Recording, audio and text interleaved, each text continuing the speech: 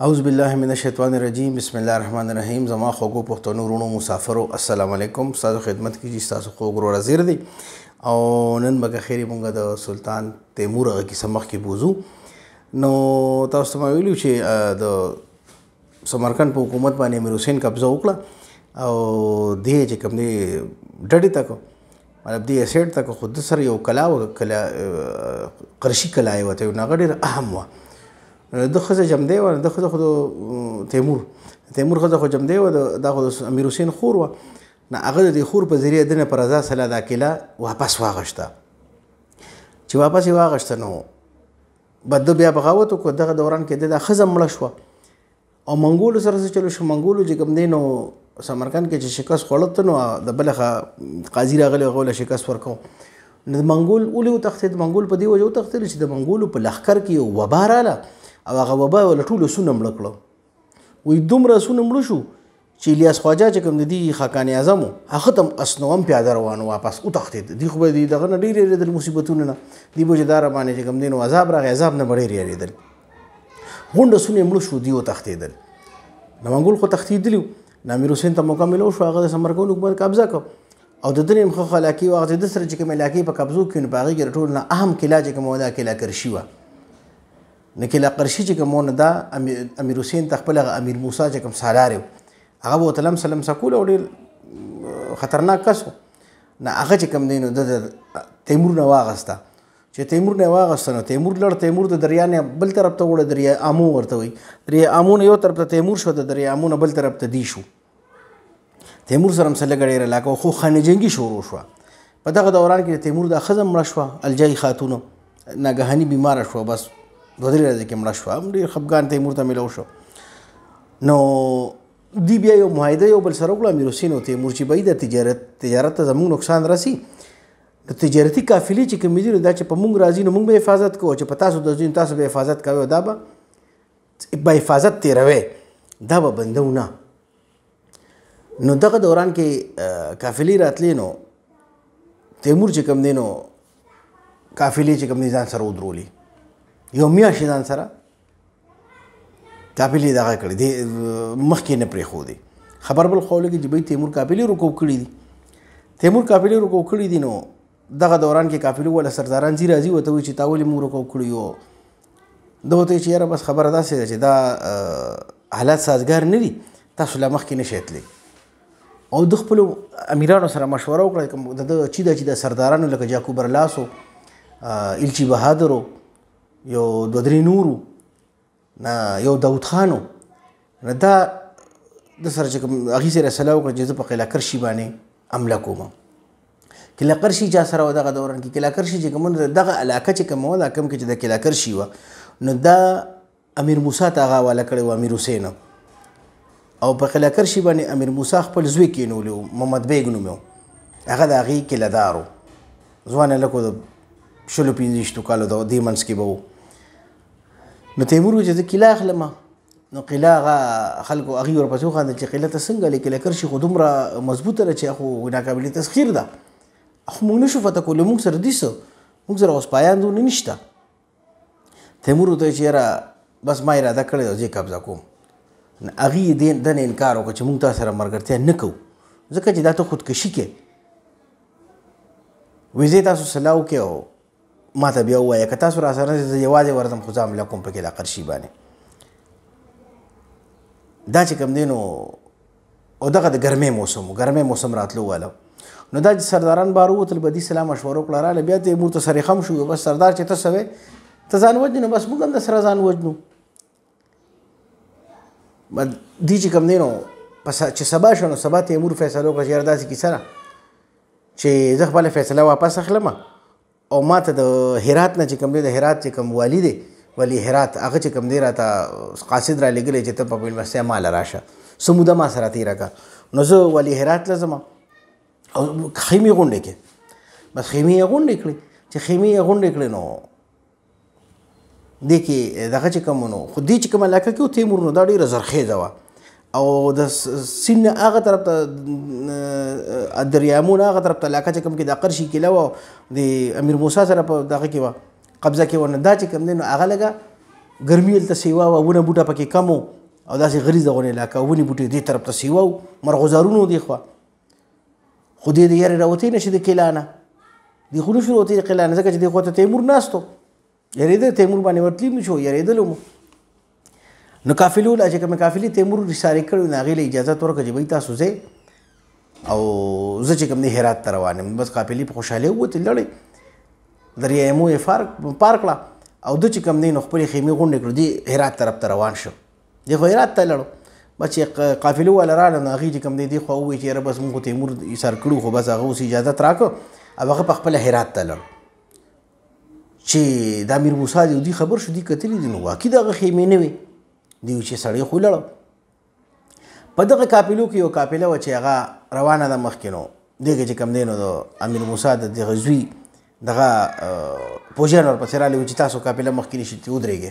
سردار ورته وایي چې ولې هغه سره یو ډېره ښکلې جینۍ هم وه وایي ولې وایي ځکه نه شي چې زموږ د سردار حکم دی تاسو سره جاسوسان دي قبیله برلاس د تیمور قبیله وه که نه چې د قبیله برلاس تاسو سره جاسوسان دي دی ورته چې یاره موږ سره جاسوسان کم دي وایي به زه نور نه یم خبر خو دا به زموږ سردار ته مخامخ شي هغه ته به ووایې او زموږ معلومات دا چې تاسو سره جاسوسان دي تاسو مخکې نه شئ تللی به دوی ورسره تکرار کړی خو تللي دي چې هلته دغه ته پیش کړي دي د محمد بیګ ته د امیر موسی زوی ته نو دا جینۍ ډېره حسین وه دې ته وایي ستاسو نوم دی صوبیا نوم وایي زما صوبیا نوم دی نو ورته وایي زما په تا شک ته چې ته د قبیله برلاس یې دی ورته زه د قبیله برلاس نه یم زه خو تاتار یم خو زما قبیله برلاس نه زما قبیله بله ده او زه خو زما بخارا ته زما چې کوم دی نو خاوند روک شوی دی او زه چې کوم دی خپل خاوند پسې ګرځم نو دی ورته وایي چې لکه دوی ته ډېر انټرویو کړی ده خو دا جینۍ ورته وایي چې زه خو دغه یم ده ورته وایي چې نه د هغه مقصد بل څه کوو هغه د جینۍ ایثارولو دا ډېره زیاته ښکلې وه نو هغه په دې باندې نظر و چې دا یو قسم د ایثار کم ځان ته نو چې دې ایثارولو نو بس فیصله په دې وشوه چې دې جینۍ ورته چې زما قافله پرېږدی او ستا په ما شک دی نو ته داسې کیسه وکړه چې ما ځان سره ایثار که خیر دی او د دې جینۍ ټارګېټ شو د دې جینۍ ټارګېټ دا و چې دې ته دا پته لګېدلې وه چې زما خاوند چې کوم دی راغلی دی د دې خاوند هم دا اصلي قبیله برلاس سره تعلق یې ساته د برلاس قبیلې وه خو د دې خاوند چې کوم و نو هغه راغلی و او هغه په دې کرشي قبیله کې چېرته روک شوی و نو دوی خو به د قرشي قبیلې خلک به قید کولو یا به دغه برلاس قبیلې خلک چې به راغله قرشي قلعې ته یا دوی به ونیسل چېرته نو دوی به وژلو یا به یې چې کوم دی قید کولو نو د دې خاوند هم پکې روک شوی و نو دا خپل خاوند پسې راغلی وه د دې منزل هم دا قرشي قلعه وه بل خوا نه تله نو چې هغه دا واورېده چې دا قرشي قلعه کې ما سره پاتې کېږي نو ډېر زیات خوشحاله شو او بس نورو قبیلې ته چې بس نورو قبیلې دې ځي او بس چې ته ماله یقین دهاني راکړې چې ته د برلاس قبیلې نه نو زه به تا پرېږدم بدیل یې ښه ښکلې خیمه چې ته ولګوله په قلعه کې دننه و ولې یو نوکره ورکړه داسې مشره ښځه وه او هغه چې کوم دی نو د قافله لړه دې جینۍ له به دې ته راته دي وي چې لکه نو د دې ورته وویل چې بهی زه خو واده کړی ښځه یم زه خپل خاوند پسې راغلی یم خو بهرحال ده مختلف حربې استعمالولو چې دا زما اطاعت قبول کړي او چې زه څه یم چې دا هغه ومني خو دا خو ډېره تکړه جینۍ وه نو دې دوران کې چې کوم دی دغه نوکره چې کوم و نو دا دې چې کوم نوکر دا د محمد بیګ ډېره خاص نوکره وه نو دې خبرې کولې دې نوکر یې تپوس وکړو چې ته رښتیا د قبیله برلاس یې نو دې ورته چې نه زه خو د برلاس قبیلې نه یم او زه خو دې ورته چې ګوره ما ته دروغ مه وایه که ته د برلاس قبیلې زه په خپله د برلاس قبیلې یم او زما خاوند هم د برلاس قبیلې دی او زه د ټولو نه اهم نوکر یم خو دې ته دا پته نشته محمد بیګ ته نو دا ورته دا شوي دی ورته ټوله کیسه کړه چې او زه د قبیلې برلاس یم او زما خاوند روک شوی دی زه خاوند پسې راځم او زما منزل هم دا قرشي قلعه وه چې زه دې قرشي قلعې ته راورسېدم اوس د خپل خاوند غم کوم وایي ستا د خاوند څه نوم دی جینۍ ته دې ښځې ته بیا دې تپوس وکړي زما دغه خاوند نوم فهمید خان دی فهمید نوم دی نو بس هغه ګورم چېرته نو دې دوران کې داسې کیسه وشوه چې د امیر موسی خو د ښځو د دا څیزونو ډېر شوقي و نو ده ته چې ته پته لګېدلې ده د ده په دې محمد بیګ سره هم د خپل زوی سره هم په قلعه کې او دغه کې جاسوسان و چې هغوی به د ده رپوټونه دغه له ورکول امیر موسی له ورکول نو هغه ته رپوټ میلاو شوی و چې به یې داسې کیسه شوې ده چې یو ډېره ښکلې جینۍ هغه ګرفتاره کړې ده د برلاس قبیلې ده او ډېره زیاته حسین ده قبیله مبیله هغه نه ټسوله خو هغه چې ښکلې ورته ووایي نو بس هغه لیونی شو بس هغه وکړو که د ده یو ډېر خاص کس و چې د هغه نوم و سپاسالار ردف نو ردف ته ده ووایي چې بهي ته لړ شه او معلومات وکړو د جینۍ ماته پکار ده نو محمد بیګ ته خپلو جاسوسانو ووایي چې بهي پلار دی خبر شه د جینۍ نه او جینۍ چې کومه ده نو جینۍ پسې سپاسالار ردف را روان دی سپاسالار ردف دونه ظالم و چې هغه د دنیا برلاس غیب کړي او د دنیا برلاس خلک چې کوم نیولې قتل کړي وو ډېر ظالم و نو چې هغه راغی نو هغه ته چې جاسوسانو کومه نشانه ورکړې وه چې په دې پلانې خیمه کې ده نو هغه د هغه خیمې نه ګیر چاپېر دغه واچوله ګیره خو د هغې نه مخکې خو د محمد بیګ ته پته لګېدلې وه نو د هغه جینۍ غیبه کړې وله د هغې خیمې نه ده سره په محل کې لاندې یو تاخانه وه په هغه تاخانه کې هغه جینۍ دغه کړی بلکې دم نه وه کړی د دې خپلې نوکرې دا نوکره چې کومه ابۍ وه نو دوی له یې ورکړې وه د دې خاوند ته یې ویلو چې ته دا بوځه او دا چې ته خپله خیمه کې یا خپل ځای کې چې ته پناه ورکړه چې دا ښکاره نه شي نو هغې بوتلې هم د ده په دې محل کې په تاخانه کې پټه کړې وه خو دې ته پته نه وه نو چې هغې د خیمې نه تو شوي ده ته پته لګېدل چې د خیمې نه تو شوي چې دی راغلي ده کتلي ردف راغلی ده ورته ډېر په دغه په خیرالي ووایي چې سپاسالار ته خو زما د پلار سپاسالار راځه ولې که څه مسله وه ما ته به دې ویلو نو هغه د سره ناست دی هغه یو خو بل خو نظر خپل کسان وله راله غلي غلي ورته چې خیمه کې څوک نشته نو ده ورته وایي چې ته څوک ګورې وایي چې یې یو برلاس جینۍ وه تا ګرفتاره کړې ده او امیر موسی وایي چې هغه راوله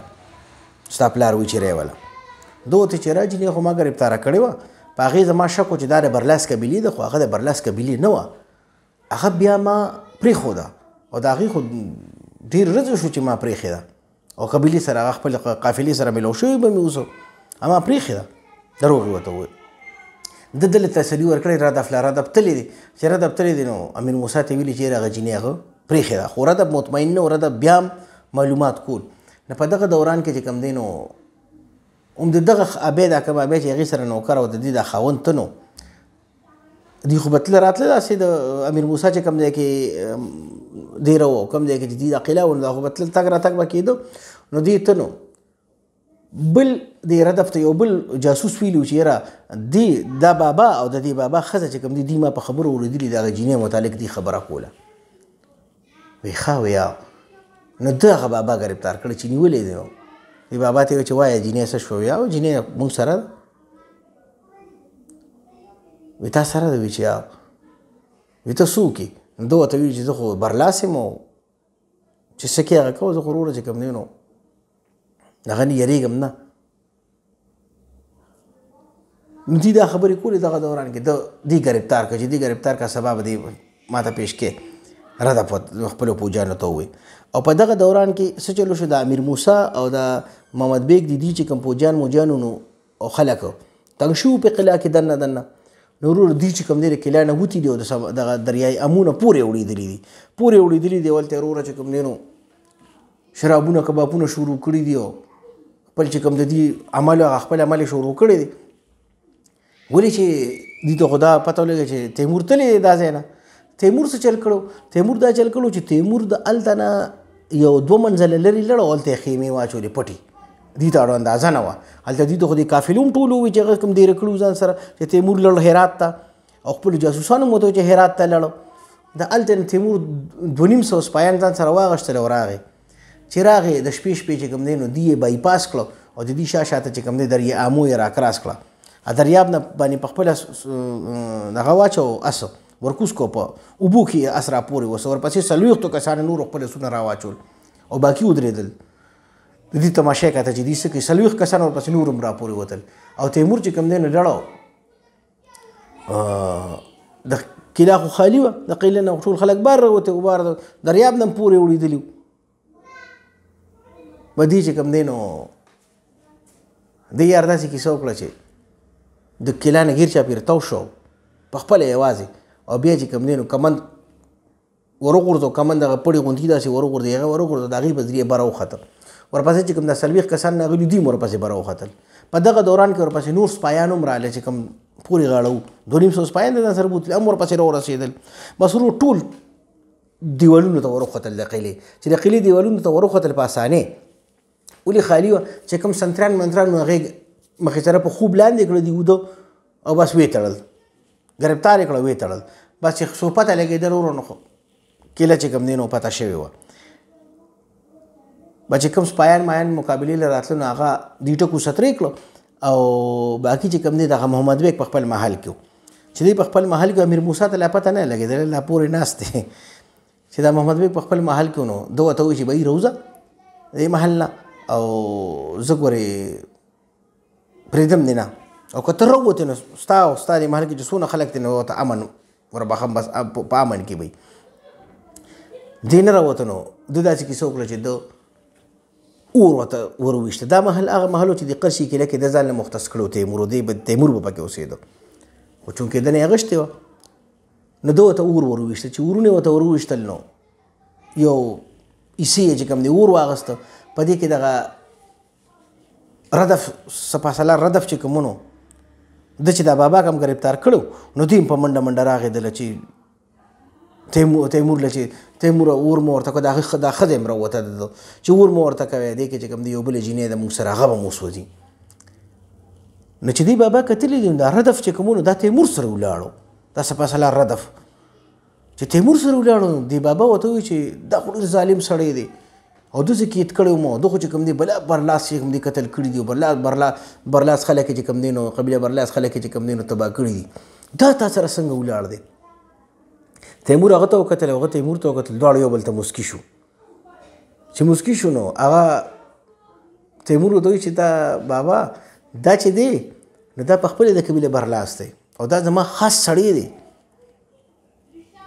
او ده چې څونه برلاس هم غیب شوي دي نه غیب شوي نه دي